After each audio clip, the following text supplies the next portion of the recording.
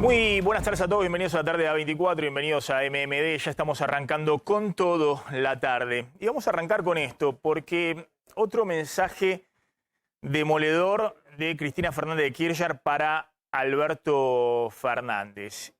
Y la pregunta, ahora van a entender por qué, es si Cristina cree que el gobierno de Alberto Fernández puede terminar como el gobierno de Raúl Alfonsín, en medio de una hiperinflación, una crisis total y el adelantamiento, el traspaso del mandato constitucional. Recuerden que Alfonsín termina su mandato en medio de una hiperinflación en julio de 1989. 6 meses antes tiene que entregar el mando a Carlos Menem. Obviamente las elecciones no eran en octubre en aquel entonces, sino eran en mayo. Pero, ¿por qué digo esto? Porque ahora van a ver el sábado, el 2 de abril, el día en el cual se recuerda a los caídos en Malvinas, un día muy especial para la Argentina. No solamente la vicepresidenta no aceptó un acto conjunto con el presidente de la Nación, hicieron actos separados, sino que en el acto en el cual estuvo la vicepresidenta en el Congreso, junto a Sergio Massa, el presidente de la Cámara de Diputados, un acto en el cual se entregaron distinciones a empleados del Congreso excombatientes de Malvinas. En ese acto, Cristina le recomienda a Alberto Fernández este libro y dice que es de una extraordinaria actualidad. El libro se llama Diario de una temporada en el quinto piso, del sociólogo Juan Carlos Torre, y cuenta la experiencia desde el punto de vista económico del gobierno de Raúl Alfonsín, y alguno puso por ahí Diario de una temporada en el infierno, porque la situación era dramática desde el punto de vista económico y terminó muy mal. Como saben, terminó en la hiperinflación.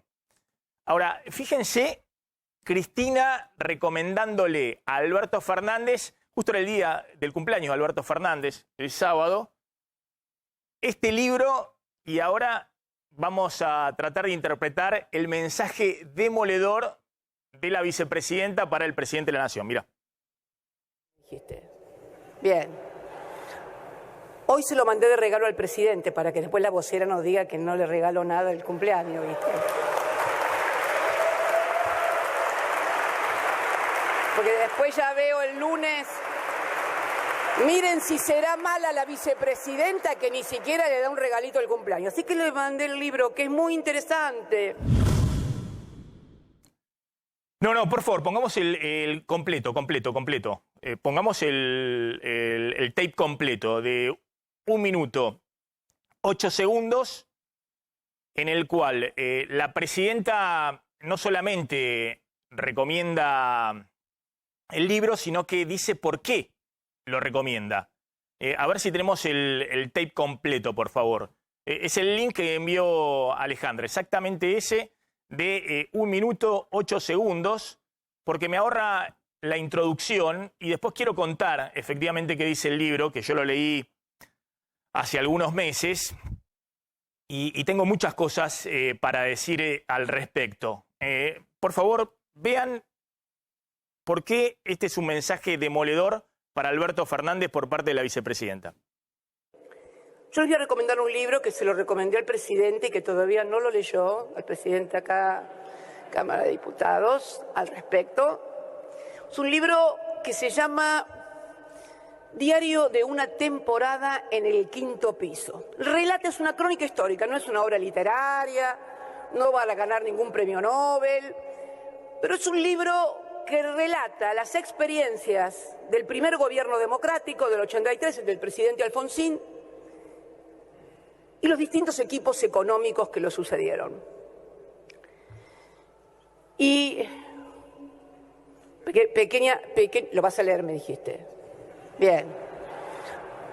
Hoy se lo mandé de regalo al presidente para que después la vocera nos diga que no le regaló nada del cumpleaños, ¿viste? Porque después ya veo el lunes, Miren si será mala la vicepresidenta que ni siquiera le da un regalito al cumpleaños. Así que le mandé el libro, que es muy interesante y de una extraordinaria actualidad. Bueno, ahí está el mensaje de Cristina Fernández de Kirchner. Por eso saco todo el tema de la cáscara, el folclore, lo que todos se agarran de que si será mala la vicepresidenta, el mensaje para la vocera Gabriela Cerruti. Bueno, todo eso es cotillón. Todo eso no tiene relevancia, son personajes menores y no tienen ningún tipo de relevancia. Lo que tiene relevancia es la recomendación que le hace Cristina al presidente de la Cámara de Diputados, a Sergio Massa, y fundamentalmente al presidente. Y ahora van a ver por qué tiene relevancia. Porque el mensaje que le está enviando Cristina al presidente es: así como vas con esta negociación que hiciste con el Fondo Monetario, terminás en una crisis total, en una crisis final.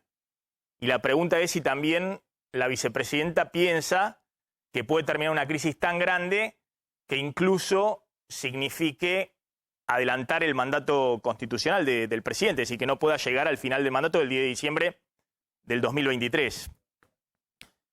El libro, como les decía, cuenta por parte de Juan Carlos Torre, del muy reconocido sociólogo que fue asesor del equipo económico de Juan Zurruil, que es el segundo equipo económico de la gestión Alfonsín, un equipo económico en el cual estaba, además de José Luis Machinea, que después fue presidente del Banco Central, el viceministro Adolfo Canitrot, Mario Broderson, es decir, un equipo económico del radicalismo que, si se quiere, tenía ideas mucho más modernas respecto a lo que había sido el primer equipo económico de la gestión Alfonsín entre el 83 y el 85, que había sido comandado por Bernardo Grispum, que era un referente del radicalismo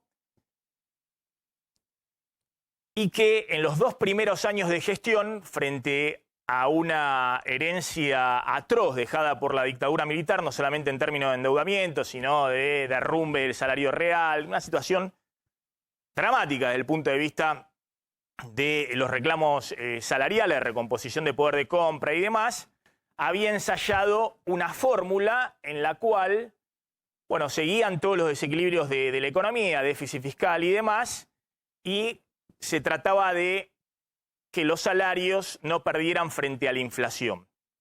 Y eso generó en los 2 primeros años de Alfonsín una situación muy dramática para el expresidente Alfonsín, que era que ya en abril-mayo de 1985, es decir, poco más de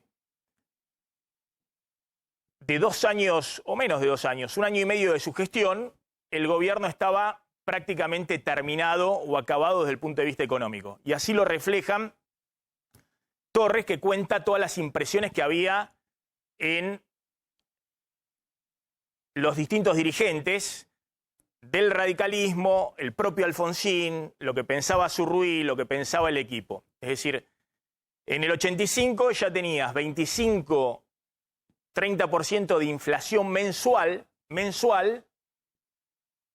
y Alfonsín, que tenía que lidiar con la amenaza de los militares, con justamente por ese tiempo el juicio a la Junta militar, a las juntas. Bueno, en medio de todo eso estaba en una situación de encrucijada total desde el punto de vista económico, porque la inflación se comía todo. Iban a una hiperinflación directa, 30% de inflación mensual. Creo yo una situación incomparable como la actual. Totalmente incomparable desde el punto de vista de las variables macro, de cómo jugaba el FMI, de lo que pasa con las commodities y los dólares que ingresan a la Argentina vía exportaciones del complejo sojero, es decir, desde el punto de vista de lo que sucede hoy en el mercado de capitales del mundo, al cual la Argentina no excede, pero hay dinero barato para todo el resto de los países, es decir, algo totalmente incomparable. Y tan incomparable que el equipo de Zurruil lanza el famoso Plan Austral el 14 de junio de 1985, Un plan que tenía un componente ortodoxo, que era un ajuste fiscal acordado con el Fondo Monetario, menos de lo que el fondo quería, pero un ajuste fiscal acordado con el Fondo Monetario, y un componente heterodoxo que se conoció el mismo día del anuncio, que era un congelamiento de precios y salarios. El plan austral, en los primeros meses, funciona desde el punto de vista de frenar esa dinámica inflacionaria del 25-30% mensual.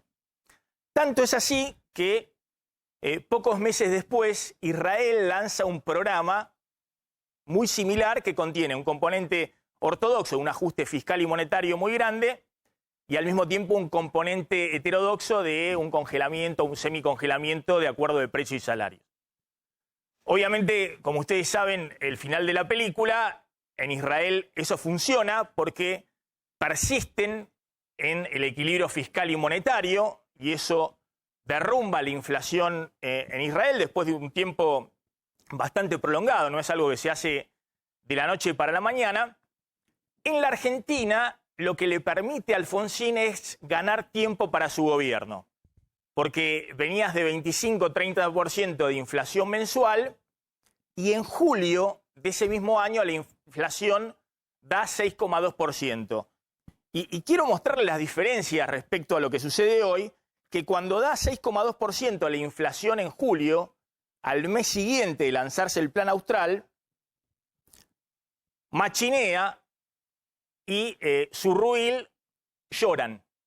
Es decir, lloran de alegría de que la inflación se desaceleró al 6,2%. Lo cuenta Torres en su libro. Yo esto no lo sabía. Digo, no lo sabía. Yo he tenido la fortuna, cuando me inicié como periodista económico y todavía no era economista, a principios de los 90, yo me recibí en el año 95, durante por lo menos 2 o 3 años tuve la posibilidad de dialogar todos los viernes con Juan Zurruil en el semanario económico El Economista, que conducía Juan Radonjic, que había sido secretario de Información Pública en el gobierno de Alfonsín y que era muy amigo de Zurruil. Entonces un grupo de economistas, entre ellos estaba, por ejemplo, Ricardo Delgado, un economista hoy muy reconocido, nos reuníamos, yo era estudiante de economía, nos reuníamos todos los viernes a discutir de economía y, entre otras cosas, por qué había fracasado el plan austral, el plan primavera, las hiperinflaciones. Estábamos en el inicio, los primeros años de la convertibilidad de Domingo Cavallo, el año 91, 92, 93.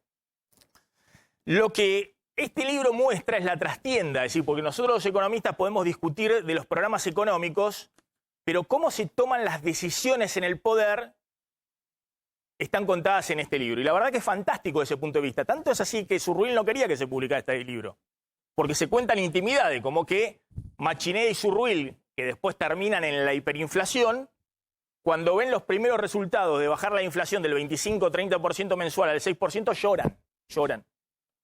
Para que se den una idea, sobre todo los más chicos, de la diferencia abismal que hay con el actual presente. Actualmente la inflación en marzo muy probablemente de 6%, y no creo que Guzmán vaya a llorar de alegría por el 6%. Está casi con un pie afuera del ministerio porque está dando 6% a la inflación mensual. Ahora, volvamos al principio. Cristina, ¿cuál es el mensaje que le envía a Alberto Fernández diciéndole que tiene que leer este libro? Bueno, lo que interpretó el presidente, y yo también interpreto exactamente lo mismo, está volcado en una nota que hizo en Infobae Román Lechmann. En esa nota, Román Lechmann pone declaraciones del presidente a su entorno, que es un recurso muy habitual cuando uno tiene el acceso directo al presidente, pero queda a su entorno. Como uno confía efectivamente cómo se hizo esta nota de Román Lechmann, esto es lo que opina el presidente, lo que dijo la vicepresidenta. ¿Qué es lo que dice Alberto Fernández de la recomendación que le hace la vicepresidenta de que lea este libro? Ya le escuché hablar de ese libro, me lo comentó. Ella compara la época de Alfonsín con lo que hicimos nosotros con el FMI. Esa comparación me parece un disparate. Esto dice el presidente, para que tenga una idea de dónde están parados en este momento en la relación personal y sobre todo en la visión que tienen sobre la realidad y sobre el futuro el presidente y su vicepresidenta. Agrega Alberto Fernández contestándole a Cristina. Ella hace una lectura antojadiza del libro que cuenta con el desorden económico de Alfonsín y cómo el FMI ponía las exigencias. Nada de lo que pasa hoy en la Argentina, dice Alberto Fernández. Ahí podemos decir, y ahora vamos a contar, que efectivamente ha habido exigencias del FMI en el acuerdo que se acaba de cerrar y que hay verdaderamente una situación muy, muy delicada que el presidente debiera tratar de entender respecto a cómo vienen las cosas para adelante. Y dice Alberto Fernández respondiéndole a Cristina, trata de justificar su posición ante el acuerdo con el fondo recurriendo a un libro que habla de otro mundo. Solo está manipulando el contenido de ese libro. Insólito. Esto es lo que le responde Alberto Fernández a Cristina. Ahora vamos a analizar con Sergio Doval qué está pasando, porque están jugando con fuego en la cúpula del poder. Están jugando con fuego. ¿Qué le pasa a la vicepresidenta que no puede contenerse en un acto por Malvinas? En ese espacio le tira por la cabeza este libro a Alberto Fernández. Ahora, lo que yo quiero contar también es que la vicepresidenta tiene un problema de comprensión muy grande, por lo menos de los temas económicos. Yo lo he dicho siempre. Cristina puede saber cómo se arma políticamente y demás, pero de economía no entiende nada, pero nada. Y tanto es así que lo que piensa Cristina de economía es lo que le dicen de un lado y del otro y quién la convence mejor de las cuestiones económicas. Le pasó con Martín Lustó, le pasó con Cristiano Ratazzi, le pasó con Guillermo Moreno, le pasó con Axel Kicillof. Cristina tiene con el tema económico un problema muy grande respecto a siempre pensar que existe la misma receta para cualquier coyuntura.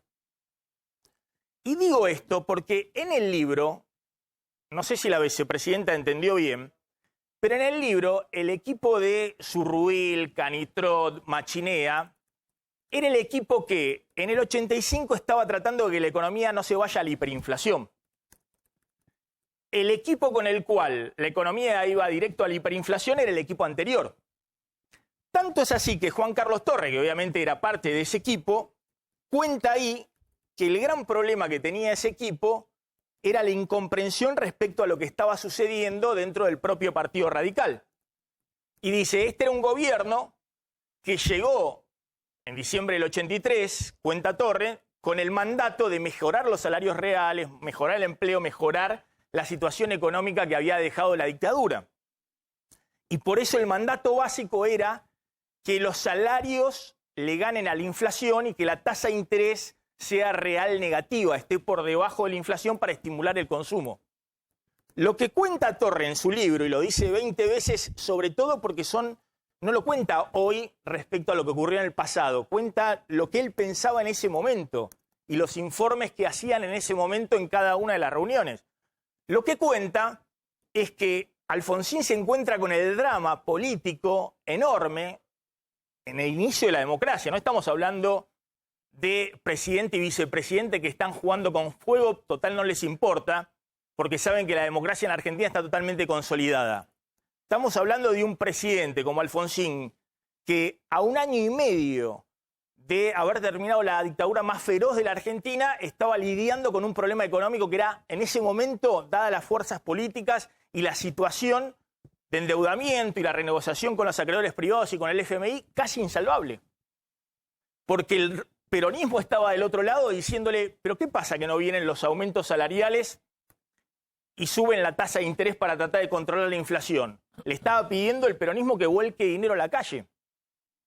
Y estaba del otro lado, y Alfonsín había denunciado el pacto militar sindical en su momento y todo eso. Pero bueno, lo que me parece que Cristina interpretó mal es que el plan austral, que Alfonsín da el visto bueno al plan austral y le dice a Zurruil acá en el libro en ese momento, no escrito posteriormente, sino que le dice en ese momento en reuniones privadas: Juan, vos no te vas de este gobierno. Surruil se quería ir, es alguien que nunca tuvo vocación, digamos, de política ni de nada. Vos no te vas porque no solamente salvaste este gobierno, sino salvaste la democracia. ¿Pero por qué? Porque si la hiperinflación llegaba en el 85, Alfonsín no llegaba al 89. Se acababa el gobierno radical. Y se acababa, obviamente, el primer mandato constitucional del regreso de la democracia. Lo que logra el Plan Austral es comprarle tiempo a Alfonsín. Es decir, lo que logra es que efectivamente la inflación se desacelere. Eso genera en un primer momento esa estabilización, después de gana la elección del 85. Y lo que logran es que efectivamente por algunos pequeños meses, no sé si vieron la tormenta perfecta, que en un momento hay una especie de sosiego en la tormenta y ven un rayo de sol y dicen nos salvamos. Y en ese momento Alfonsín habla del tercer movimiento histórico y habla de un montón de cosas que obviamente hablan todos los gobiernos cuando creen que la tienen, que controlaron la situación. Bueno, lo que logra efectivamente es tener que el primer gobierno constitucional, el regreso de la democracia, pueda ganar frente al peronismo la elección de medio término, la primera elección de medio término. Después la situación se desboca. Fundamentalmente se desboca desde el punto de vista fiscal y monetario, y esto lo cuenta también Torre en el libro. Es decir, estaban todas las empresas públicas estatizadas y el Partido Radical, que dominaba YPF o distintas empresas públicas, cuando iban a ver cómo estaba el gasto público, gastaban cualquier cosa. Digamos, y había un desborde que después era muy difícil de sostener dentro del Ministerio de Economía. Y ese desarme desde el punto de vista fiscal y monetario, comparo con Israel, implica que, bueno, después viene en el 87 un intento desesperado por salvar al Plan Austral, que es el Plan Primavera, y la historia conocida. Lo que me llama la atención de la vicepresidenta es, más allá de que efectivamente se cuenta también de manera descarnada cómo los funcionarios del FMI se imponen condiciones en una negociación, y eso ocurrió efectivamente con ese equipo. Se cuenta cómo machinea en las negociaciones, muchas veces lo pasan por arriba.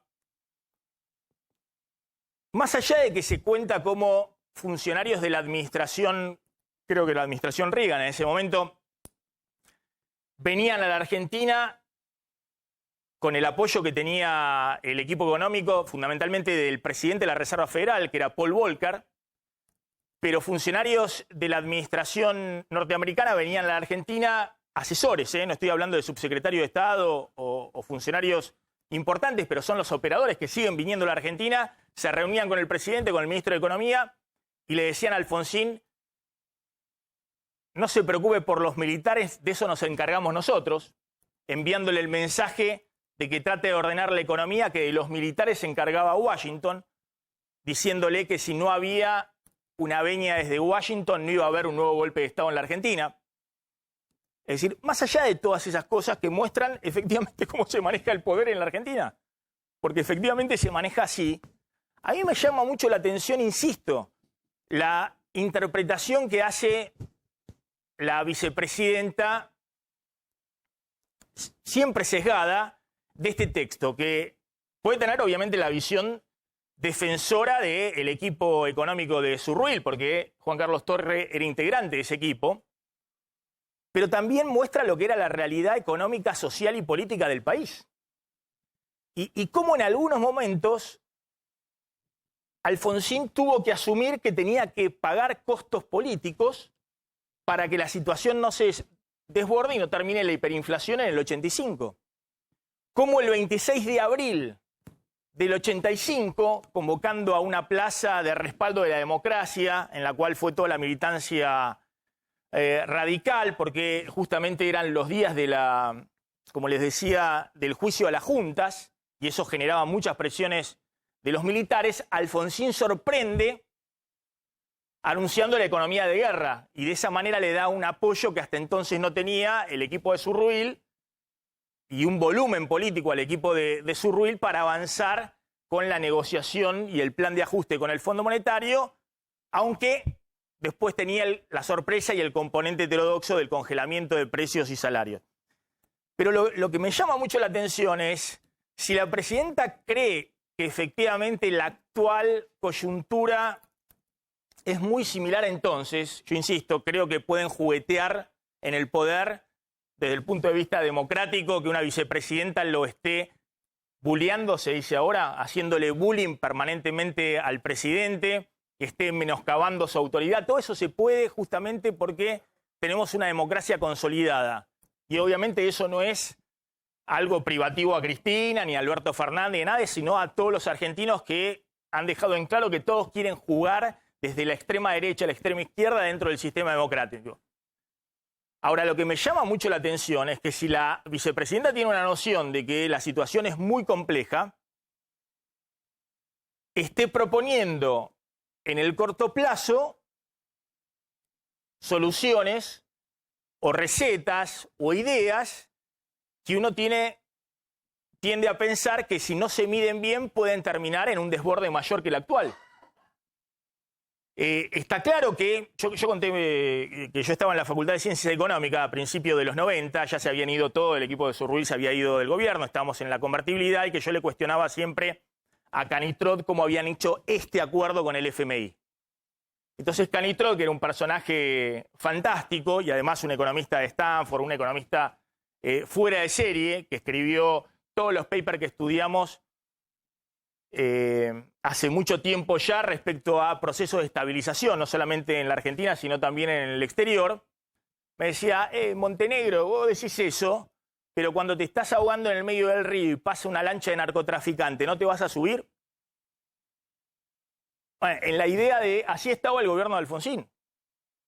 Si Alfonsín en ese momento no acordaba con el fondo y a partir de eso conseguía el respaldo de los bancos acreedores, se terminaba el gobierno de Alfonsín a 2 años de haber asumido y dejado atrás la dictadura militar. Porque el peronismo, y ahí sí se ha democratizado el peronismo y ha entendido el juego de la democracia, y yo soy de los que piensan que hoy hay visiones muy gorilas respecto al peronismo pensando otras cosas, pero el peronismo en ese momento, salvo un sector que claramente apoyó a Alfonsín frente a las sazonadas militares y demás, la llamada renovación del peronismo, y que hoy suena algo viejo, pero entonces era la renovación del peronismo, en ese momento no tenía en claro hacia dónde iba y seguía coqueteando en muchos aspectos con la posibilidad de que podía ocurrir cualquier cosa. Total, la factura la tenía que pagar el gobierno de turno, el gobierno de Alfonsín. Ahora, me llama mucho la atención, insisto, ¿cuál es la receta que plantea Cristina en este contexto? ¿Qué es lo que Cristina plantea como alternativa? Y en todo caso, una pregunta mucho más sugerente. ¿Cristina efectivamente piensa que esto termina en una hiperinflación o una crisis total que se lleva puesto al gobierno de Alberto Fernández? Y en ese caso, ¿cuál es su rol en la historia en este momento? Es decir, ¿es el rol de tratar de ordenar la situación, encontrar algún punto de acuerdo con el presidente y orientar algún rumbo? ¿O es el rol de, desde afuera, ver cómo el presidente sin rumbo termina en una crisis total? Cierro simplemente con esto. En el plan de estabilización del Austral del 85, también ocurrió con el plan Cavallo en el 91, también ocurrió, aunque de una manera más informal, con el plan Lavagna después del 2003. Siempre se pensó que era muy importante el peso de las expectativas. Esto está estudiado en todos los planes de estabilización.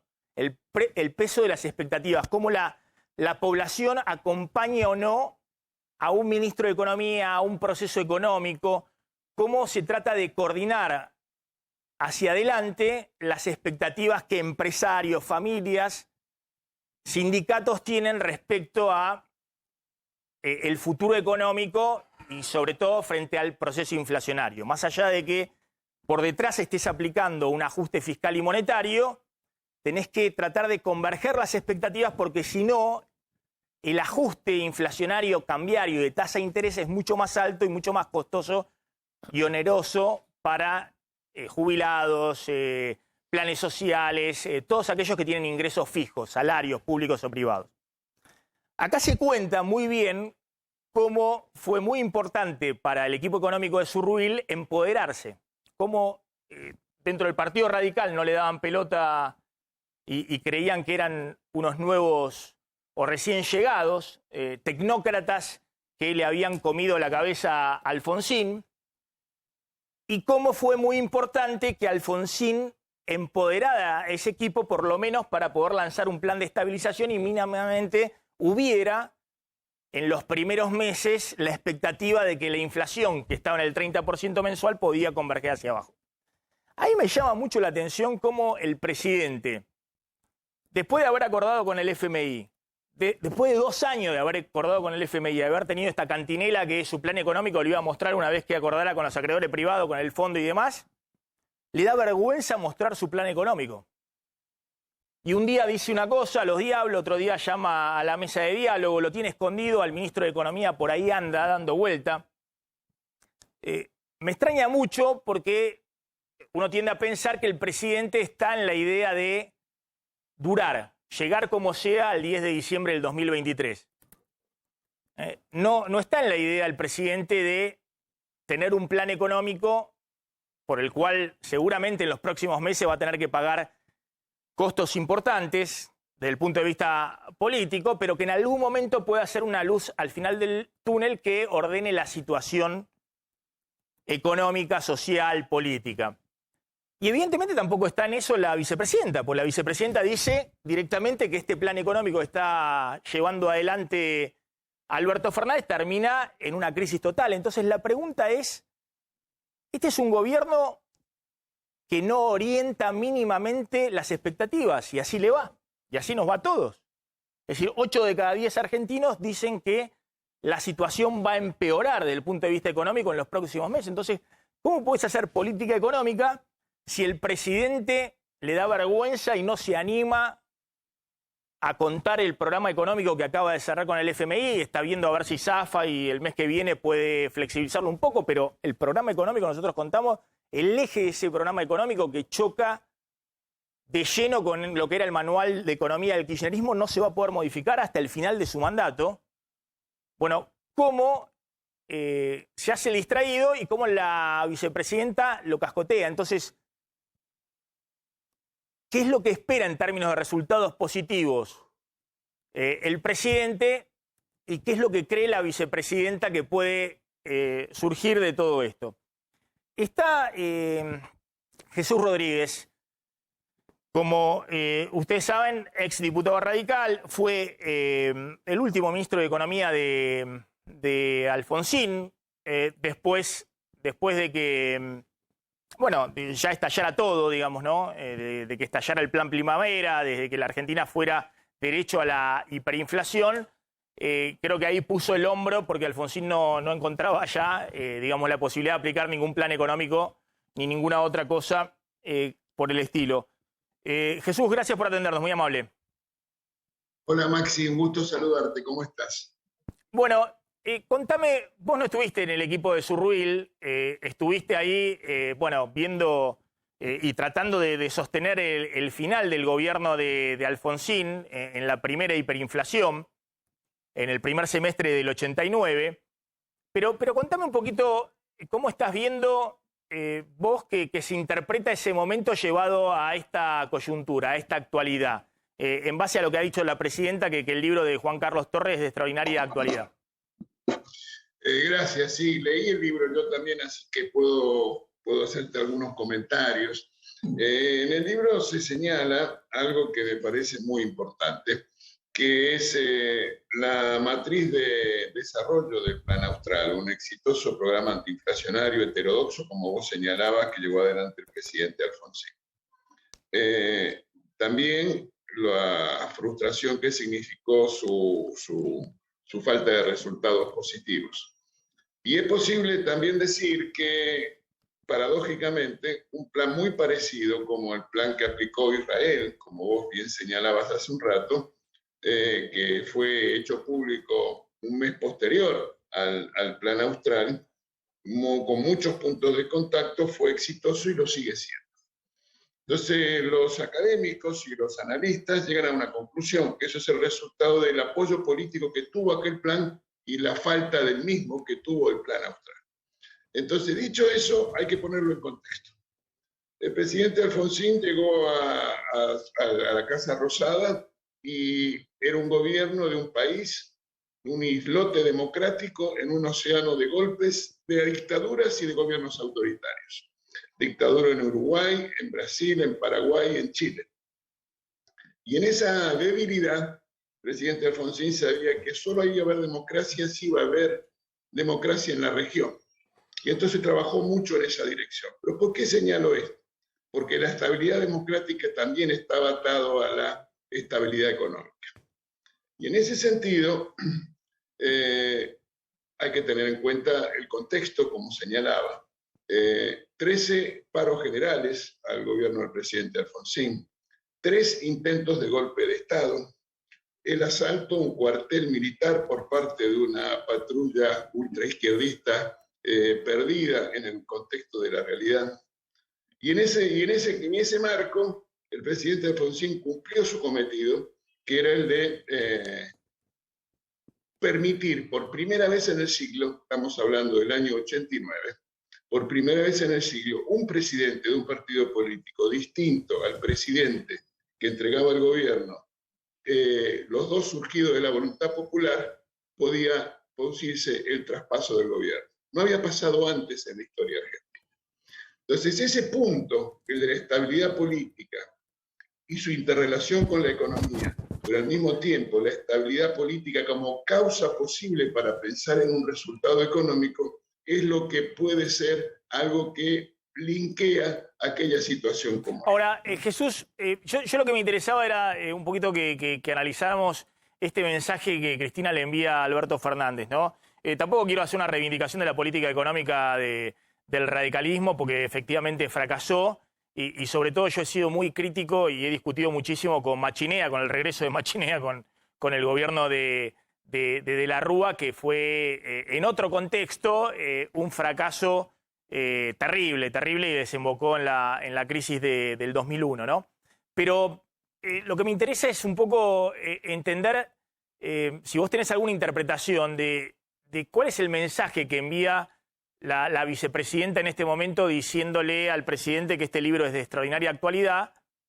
¿Le está queriendo decir que cerró con el FMI con las condiciones del fondo y que eso lo va a llevar a una crisis terminal como le ocurrió al final del gobierno de Alfonsín? Bueno, no soy exégeta de la presidenta, pero sí puedo hacerte algún comentario. Estoy absolutamente seguro que hay una orden de causalidad, una relación de causa y efecto entre la fortaleza de las instituciones y la previsibilidad política y los resultados económicos y sociales. Y el problema que hoy estamos teniendo es el resultado de un mal de origen desde el principio de este gobierno, que es el centro, el núcleo del poder, está fuera de la Casa Rosada. Y se produce un bloqueo político entre el presidente y la Casa Rosada y el Congreso de la Nación. Déjame darte 2 ejemplos. El Senado de la Nación no aprobó ni el pliego del presidente del Banco Central, ni la designación del procurador, ni la designación de la AFI. Y contrario sensu, el Congreso de la Nación aprobó una ley, por ejemplo, la de las grandes fortunas, que no era iniciativa del Poder Ejecutivo. Y el Congreso de la Nación rechazó el proyecto de presupuesto del Poder Ejecutivo. Y eso pasó antes del acuerdo con el fondo y desde el principio. Y esa incertidumbre política que genera el centro de la administración tiene otro punto, que es la pérdida de calidad democrática. Vos sabés, Maxi, que este presidente va a pasar a la historia por el presidente que ha firmado más decretos de necesidad de urgencia en un año. Y que esta situación significa que hay más decretos de necesidad de urgencia que leyes sancionadas por el Congreso en el mismo año. Y eso no es causa de la pandemia, porque las emergencias fueron firmadas antes del surgimiento de la pandemia. Entonces estamos frente a un problema institucional en el sentido de debilidad, de falta de respeto, de reducida consideración, de desvalorización de lo que es la división de los poderes y el equilibrio institucional. Y esto que parece que no tiene que ver con la economía, déjame darte un ejemplo. Pensemos por caso, ¿qué explica más que la estabilidad institucional y la fortaleza de las instituciones democráticas, las diferencias que existen entre Costa Rica y Nicaragua, por ejemplo?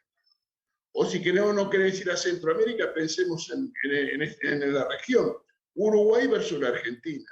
Uruguay pudo reducir la pobreza, pudo bajar la desigualdad, pudo crecer, y nosotros con condiciones, si se quiere, más potencialmente favorables, no lo hemos podido. ¿Por qué? Por la falta de calidad institucional. Jesús, te agradezco. Te quería hacer una última pregunta respecto a esto que vos estabas contando, ¿no? De lo que vos estás notando respecto al vicepresidente y... Perdón, a la vicepresidenta y al presidente. Pon el tape de donde un diputado del oficialismo, excombatiente de Malvina, la llama la presidenta y dice que, bueno, que le gusta llamarla así. A ver. Entonces, en este 40 aniversario, señora presidenta, yo le voy a decir presidenta, no del Senado. Para mí es mi presidenta.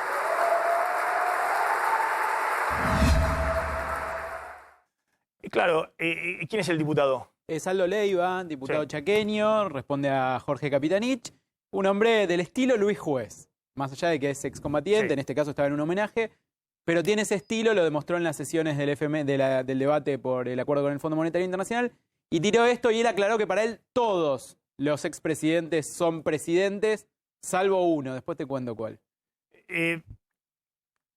Nada, simplemente vos notás que hay una desvalorización permanente de la figura presidencial dentro del propio oficialismo. Este es un hecho inédito dentro del peronismo desde el regreso de la democracia, ¿no? Lo habíamos visto con Cámpora, pero duró días, digamos, ¿no? Pero no se había visto en un gobierno peronista.